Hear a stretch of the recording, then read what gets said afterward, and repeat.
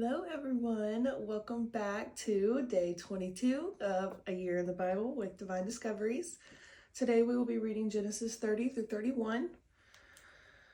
All right, let's begin. When Rachel saw that she was not bearing Jacob any children, she became jealous of her sister.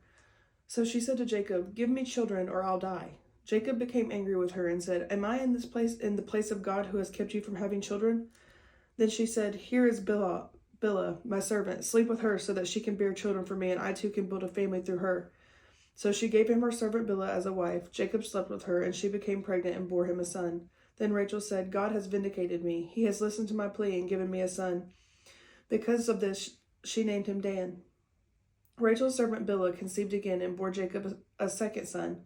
Then Rachel said, "I have had a great struggle with my sister, and I have won." So she named him Naphtali.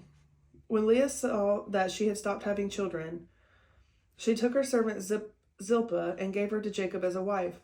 Leah's servant Zilpah bore Jacob a son. Then Leah said, "What good fortune!" So she named him Gad. Leah's servant Zilpah bore Jacob a second son. Then Leah said, "How happy am I! How happy I am! The women will call me happy." So she named him Asher. During wheat harvest, Reuben went out into the fields and found some mandrake plants, which he brought to his mother Leah. Rachel said to Leah, "Please give me some of your son's mandrakes." But she said to her, "Wasn't it enough that you took away my husband? Will you take away my son's mandrakes too?" "Very well," Rachel said. "He can sleep with you tonight in return for your son's mandrakes." So when Jacob came in from the fields that evening, Leah went out to meet him.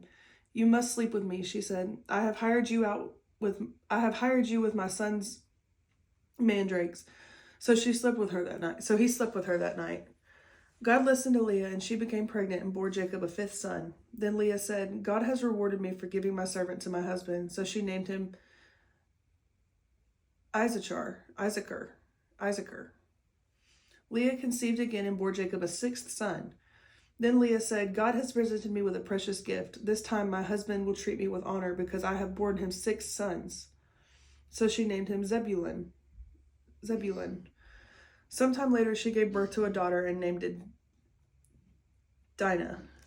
Then God remembered Rachel. He listened to her and enabled her to conceive. She became pregnant and gave birth to a son and said, "God has taken away my disgrace." She named him Joseph and said, "May the Lord add to me another son." After Rachel gave birth to Joseph, Jacob said to Laban, "Send me on my way so I can go back to my own homeland. Give me my wives and children for whom I have served you, and I will be on my way. But you know how much work I have done for you.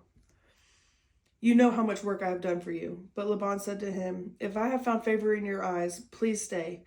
I have learned by divination that the Lord has blessed me because of you." He added, "Name your wages and I will pay them." Jacob said to him, "You know how I have worked for you and how your livestock has fared under my care. The little you had before I came has increased greatly, and the Lord has blessed you wherever I have been. But now, when may I do something for my own household?" "What shall I give you?" he asked. "Don't give me anything," Jacob replied, "but if you will do this one thing for me, I will go on tending your flocks and watching over them. Let me go through all your flocks today and remove them from every speckled or spotted sheep, every dark-colored lamb, and every spotted or speckled goat. They will be my wages, and my honesty will testify for me in the future, whether you can check your wages you have paid me. Whenever you check on the wages you have paid me. Any goat in my possession that is not speckled or spotted, or any lamb that is not dark-colored, will be considered stolen." "Agreed," said Laban. "Let it be as you have said." That same day, he removed all the male goats that were streaked or spotted, and all the spotted or speckled female goats, all that had white on them, and all the dark-colored lambs that he placed them in the care of his sons. Then he put a 3-day journey between himself and Jacob, while Jacob continued to tend the rest of Laban's flocks. Jacob, however, took fresh-cut branches from poplar, almond, and plane trees and made white stripes on them by peeling the bark and exposing the white inner wood of the branches. Then he placed the peeled branches in all the watering troughs so that they would be discreetly in front of the flocks when they came to drink. Directly in front of the flocks when they came to drink. When the flocks were in heat and came to drink, they made it in front of the branches, and they bore young that they were streaked or speckled or spotted. Jacob set apart the young of the flock by themselves, but made the rest of the face and but made the rest face the streaked and dark-colored animals that belonged to Laban. Thus he made separate flocks for himself and did not put them with Laban's animals. Whenever the stronger females were in heat, Jacob would place the branches in the troughs in the front of the animals so that they would mate near the branches. But if the animals were weak, he would not place them there. So the weak animals went to Laban and the strong ones to Jacob. In this way, the man grew exceedingly prosperous and came down to own large flocks and female and male servants and camels and donkeys. Jacob heard that Laban's sons were saying, Jacob had taken everything our father owned and has gained all this wealth from what belonged to our father. And Jacob noticed that Laban's attitude toward him was not what it had been. Then the Lord said to Jacob, Go back to the land of your fathers and to your relatives, and I will be with you. So Jacob sent word to Rachel, and Leah came out to the fields.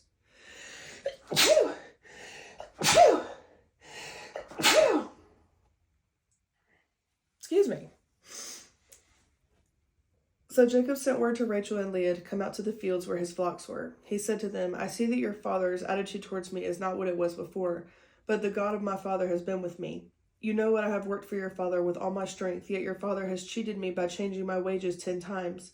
However, God has not allowed him to harm me. If he said the speckled ones will be your wages, then all the flocks gave birth to speckled young. And if he said the streaked ones will be your wages, then all the flocks bore streaked young. So God has taken away your father's livestock and has given them to me. In breeding season, I once had a dream in which I looked up and saw that the male goats mating with the flock were streaked, speckled, or spotted.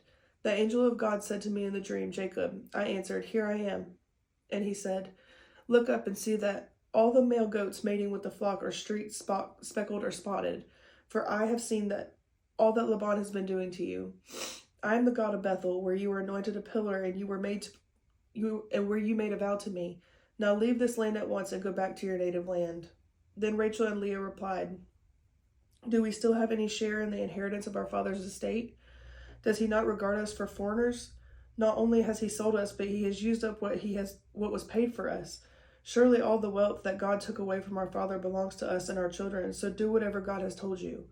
Then Jacob put his children and his wives on camels, and he drove all the livestock ahead of him, along with the goods he had accumulated in Padan Aram, to go to his father Isaac in the land of Canaan.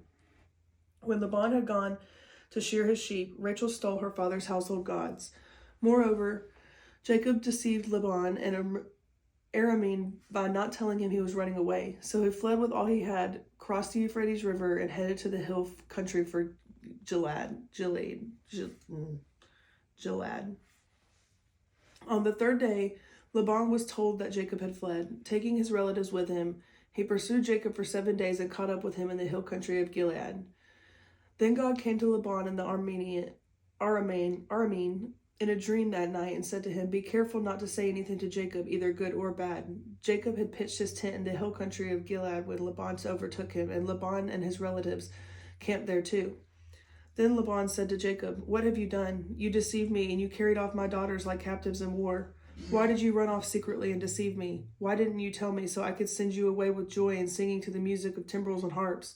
You didn't even let me kiss my grandchildren and my daughters goodbye. You have done a foolish thing. I have the power to harm you, but last night the God of your father said to me, Be careful not to say anything to Jacob, either good or bad.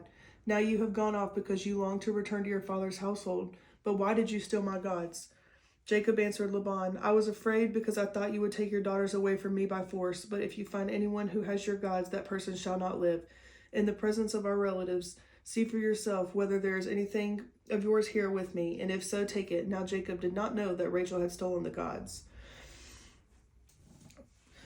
So Laban went into Jacob's tent and into Leah's tent and into the tent of the 2 female servants, but he found nothing. After he came out of Leah's tent, he entered Rachel's tent. Now Rachel had taken the household gods and put them inside her camel's saddle and was sitting on them. Laban searched through everything in the tent, but found nothing. Rachel said to her father, Don't be angry, my lord. I cannot stand up in your presence. I am having my period. So he searched, but he could not find the household gods. Jacob was angry and took Laban to task. What is my crime? He asked Laban. How have I wronged you that you hunt me down? Now that you have searched through all of my goods, what have you found that belongs to your household? Put it here in front of your relatives and mine. Let them judge between the 2 of us. I have been with you for 20 years now.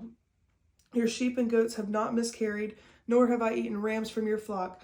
I did not bring you animals torn by wild beasts. I bore the loss myself, and you demanded payment from me for whatever was stolen by day or night. This was my situation. The heat consumed me in the daytime and the cold at night, and sleep fled from my eyes. It was like this for 20 years. I was in your household. I worked for you 14 years for your 2 daughters and 6 years for your flocks, and you changed my wages 10 times. If the God my father, the God of Abraham, and the fear of Isaac had not been with me, you would surely have sent me away empty-handed. But God had seen my hardship and the toil of my hands, and last night he rebuked you. Laban answered Jacob, the women are my daughters, the children are my children, and the flocks are my flocks. All you see is mine, yet what can I do today about these daughters of mine? About the children that they have bore, or about the children that they have borne?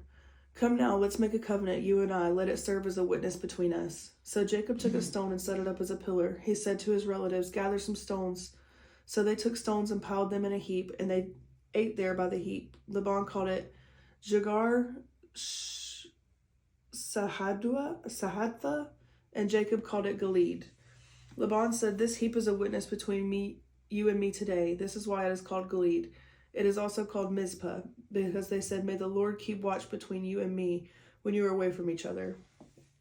If you mistreat my daughters, or if you take any wives besides my daughters, even though no one is with us, remember that God is a witness between you and me.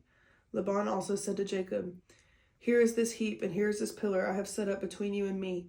This heap is a witness, and this pillar is a witness, that I will not go past this heap to your side or harm you, and that you will not go past this heap and pillar to my side to harm me. May the God of Abraham and the God of Nahor, the God of their father, judge between us. So Jacob took an oath in the name of the fear of his father Isaac. He offered a sacrifice there in the hill country and invited his relatives to a meal. After they had eaten, they spent the night there. Early the next morning, Laban kissed his grandchildren and his daughters and blessed them. Then he left and returned home. Okay, guys, that was Genesis 30 through 31. And I have 3 reflection questions for us today because that was a shorter chapter, or a shorter read. All right, number 1, how does God's intervention on the birth of children, particularly in Rachel's case, demonstrate his sovereignty and care for the his sovereignty and care for even the seemingly forgotten? Number 2, how does Jacob's longing to leave Laban and return to Canaan manifest in his actions and negotiations? And number 3, how does this story challenge your own understanding of family dynamics and the complexities of human relationships? All right, guys, that just leaves us with our prayer for today. I'm going to go ahead and just jump straight into that. All right. Dear Lord, thank you for waking me up today. Thank you for getting me healthy as I've been battling some severe stomach issues this week. Lord, as we begin week 4 out of 52, I'm feeling so incredibly blessed. Thank you for every single opportunity that you give me. I ask that you be with my parents a little extra as they finish building their house. I pray that everything goes well and as it should. Lord, I ask you to fill the hearts of everyone around me and let me be a kind soul to everyone I meet. In Jesus' name I pray. Amen. All right, guys, I will see you tomorrow for day 23, and we will be reading Genesis 32 through 34. All right, bye.